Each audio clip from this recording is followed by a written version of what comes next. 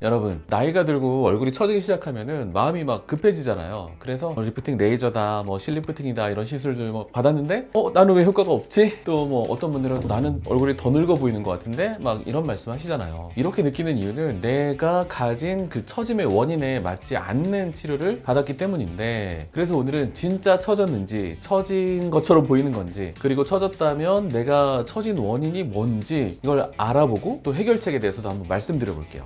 자, 첫 번째로는 나이가 들수록 얼굴의 지방 분포가 달라져요. 여기 있는 사진처럼 점점점 나이가 들수록 지방이 뭔가 모양이 달라지는데, 예를 들면은 우리가 살리면 좋은 부분, 이 부분의 지방은 줄어들고 이 부분 지방은 여전히 남아있게 돼요. 그래서 얼굴이 좀 처지게 되거든요. 그래서 처져 보이는 이유들 중에 정말 많은 부분들이 볼륨이 부족한 경우가 많단 말이에요. 그래서 실제로 저 리프팅 하고 싶어요 하고 오시는 분들 중에서 많은 분들이 이거 볼륨 부족인데 이거 리프팅 하러 오셨네? 이런 경우가 많단 말이죠. 이게 단순히 착시 같은 게 아닌 게, 인대가 있는데 아래 지방이든 근육이든 이 볼륨이 있으면 인대가 아래로 처지지 않는데, 이 아래쪽에 볼륨이 부족해지면 인대 자체도 아래로 처지기 때문에 실제로 얼굴이 처지기도 하는 거죠. 그래서 볼륨도 꺼지고 또 인대도 처지고, 그럴 때는 인대 밑에다가 볼륨을 넣어줘야 얼굴이 다시 올라갈 수가 있어요. 그래서 요즘에 병원들이 이게 리프팅도 아닌데 볼륨을 좀 얼굴에 채워주면서 이것이 리프팅이다, 근데 의사들이 봤을 때 그냥 볼륨 채운 건데 리프팅이다 라고 광고하는 경우가 많은데, 일리가 있는 말이에요, 그것도. 그래서 이런 경우에는 볼륨을 채워주기 위해서 필러든 지방이식이든 콜라겐 부스터든 이런 볼륨을 채워주는 시술이 필요하다라고 할 수 있어요. 그런데 이분들한테 그냥 무작정 탄력 레이저를 했다, 이거 되게 일이 커질 수가 있는 거예요. 이렇게 지방이 꺼져서 고민인 분들은 탄력 레이저 할 때 디자인을 정말 잘 받아야 되거든요. 왜냐면은 우리가 아까 볼륨이 꺼져서 처져 보이는 부분도 있는데, 일괄적으로 탄력 레이저를 쫙 해버리면은 얼굴이 오히려 더 늙어 보일 수 있단 말이에요. 그래서 환자분이 처음에 이제 들어오셨을 때 아무리 저 얼굴 처진 것 같아서 리프팅 정말 꼭 받고 싶어요 라고 해도, 이게 환자 말씀만 듣고 그대로 해주면 안 되고, 지금 이런 상황이니까 이런 시술을 하자라는 상담 같은 게 좀 정확하게 필요하지, 편의점에서 물건 사듯이 이거 하고 싶어요 저거 하고 싶어요 이런 식으로 병원이 돌아가면 안 되는 거죠.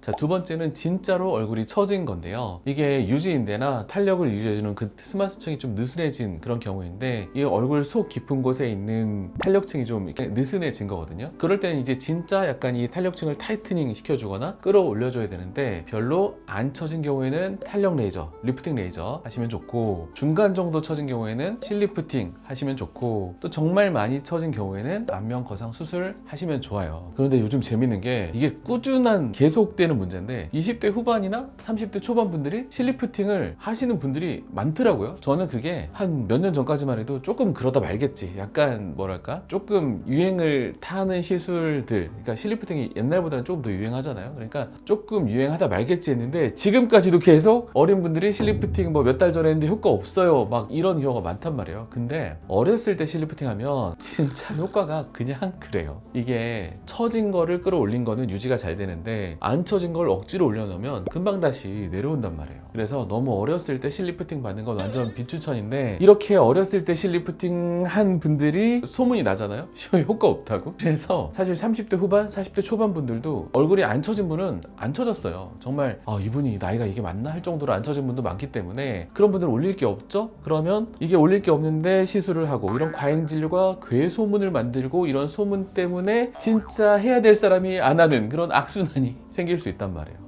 그러면 이렇게 어렸을 때 처졌다고 느낀 사람들은 어떤 시술을 받았어야 될까요? 일단 이런 경우에 제일 많은 케이스는 얼굴에 볼살이 많은 경우가 많더라고요. 그래서 내가 볼살이 많은지 진짜 처졌는지 헷갈리는 분들이 정말 너무 많으세요. 이게 이럴 때 확실한 효과가 있는 거는 다이어트랑 지방 흡입, 이 두 가지가 확실하고, 우리가 흔히 많이 들어본 시술 있잖아요. 온다, 인모드, 울세라, 슈링크, 윤곽주사, 이런 시술들은 효과가 좀 불확실해요. 사실은 어떤 분들은 효과 너무 좋다 하시고, 어떤 분들은 효과 모르겠는데 하시거든요. 그러니까 제일 좋은 건 뭐겠어요? 다이어트가 제일 좋죠. 근데 세상에서 제일 어려운 게 다이어트라서 좀 그렇긴 한데, 일단 해보고 안 되면 시술한다 이렇게 생각해 주시면 좋아요. 그리고 가끔 귀 밑 침샘 있는 경우, 또 턱 밑에 침샘 있는 경우, 이런 경우에는 보톡스도 도움이 돼요.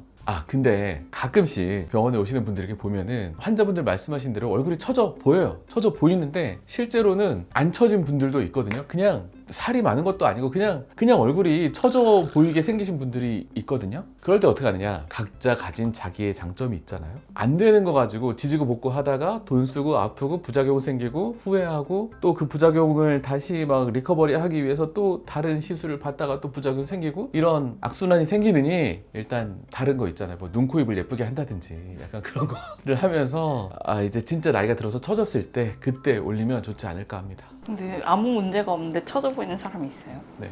제가 애들이 TV 보다가 요즘 애들 되게 버릇없다라는 그런 취지의 방송이 있었어요. 근데 그걸 어디 가서 취재했냐면은 고등학교랑 그다음에 중학교, 초등학교 가서 이제 취재를 하러 간 거예요. 근데 애들이 요즘 애들은 막 선배들 봐도 인사도 안 하고 참 버릇이 없어요라고 하는 분 중에 13세인데 얼굴이 처져 보이는 분이 있는 거예요. 그분은 13살인데 처질 리가 있겠어요? 그렇게 생긴 분도 간혹 있다. 근데 그걸 리프팅 시술로 해결하려고 해서는 안 되고 차라리 이제 다른 걸 예쁘게 하는 게 낫다라고 말씀드립니다.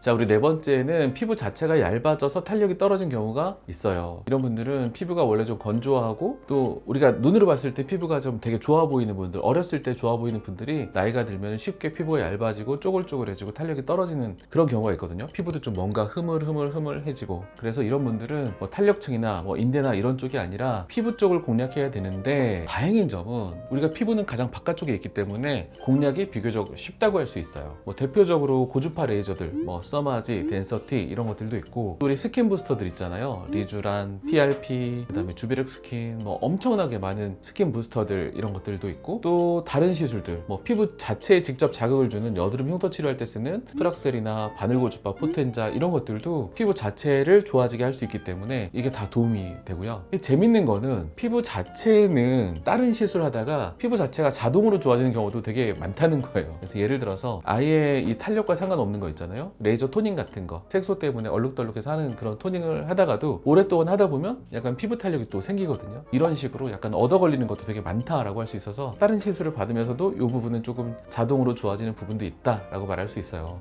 자, 이렇게 해서 내 얼굴이 처졌는지 아닌지 또는 처짐의 원인이 뭔지 한번 알아봤는데요. 이 원인을 이제 잘 병원 가서 상의를 해서 정말 꼭 필요한 시술을 받고 여러분들 모두 여러분의 아름다움을 오랫동안 지켰으면 좋겠습니다. 오늘 영상은 여기까지고요. 저는 다음 영상에서 여러분을 기다리고 있겠습니다. 여러분, 멋지세요. 이번에 일본 여행 2박 3일 다녀오고 나서 허리를 아파하는 거예요. 위원장님이. 캐리어도 무겁고 여기저기 막 빨빨거리면서 막 빨리빨리 왔다 갔다 하시다 보니까 아파서 좀 안쓰러운 마음이 들더라고요. 왜냐면 저는 여행 계획에 아무 도움을 못 주는 사람이고 그냥 따라가만 가거든요. 근데 어제는 짐 다 풀고 이제 막 있는데 발을 쩔뚝쩔뚝거리면서 가는 거예요. 갑자기 너무 미안한 거예요. 왜냐면 준비도 다 하고 동물원 같은 거 간다 하면 내가 짐 지킬게, 네가 애들이랑 갔다 와 이렇게 해가지고 네, 저는 좀 쉬고 그래서 되게 죄책감이 막 느껴져가지고 왜 그래? 발 아파? 아니? 근데 왜 쩔뚝거려? 발에 젤리 묻어서 그래가지고 그래서 죄책감을 느낄 필요가 없었는데 젤리가 잘못했네. 젤리가 잘못했습니다.